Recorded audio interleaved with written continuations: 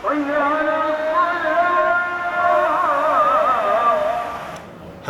here I am in the great harem of the palace in Istanbul. Now, it would of course be death for someone like me, someone tremendously virile and potent to be here, because everyone here had to be a eunuch or female or royalty. Now then, I wanted to talk to you about a rather strange thing that the Ottoman Turks had in common, actually, with the Mughals, who were very similar, actually, that they were descended from a Mongol-like nomadic horse-riding people, and they brought with them their traditions and then ended up living in cities and in big palaces and so forth. But some of their traditions lived on, and one of these, possibly an unfortunate one, was their law of accession. Now, in Britain and places like it, we're familiar with the idea that the eldest son gets to be the next king, and all the others just have to wait their turn. And if the eldest son doesn't have the politeness to die, then they don't get to be king. Well, amongst these nomadic types, the way of doing it was rather different. Instead, when the great ruler died, the rule went to the son who proved himself to be the strongest by beating all the others. So every time the great Sultan died, or the great Mughal died, there was a civil war, which is not really terrific for a stable and happy, thriving society. But it was okay. It was all right, because Ahmed I came up with a solution. Brilliant. He came up with the cage, or kafes.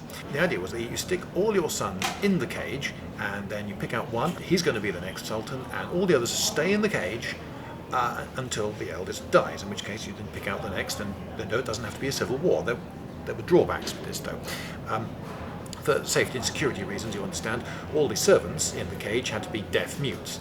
And there were loads and loads of concubines, though, for the princes to have their way with. Now, you might think that's paradise. Whoa, hundreds of women to shag every day. But the trouble is that if you actually got very close to any of these women, they would die. I mean, close in a particular way, you understand, because if any of them became pregnant, they were immediately drowned. It would have complicated matters if there are loads and loads more pretenders to the throne popping up all the time. So you don't get much conversation out of your servants, because they're all deaf mutes, and anyone that you love dies. But you do get to do an awful lot of shagging and lounging around eating nice stuff. The result of this was that after any great length of time in the cage, you went a bit barking. Probably the best example of this is Ibrahim the Mad, who after 22 years in this beautiful tiled prison came out somewhat debauched and, well, off his rocker, you might say. Perhaps his most infamous act was the attempt to drown 280 of his concubines. Unfortunately for him, he only succeeded in drowning 279 of them. One of them was picked up by a passing French ship and taken to Paris. All said, given that this was their way of ordering society, at least at the very top, it's amazing, isn't it, that these two empires, the Mughal and Ottoman, lasted so long.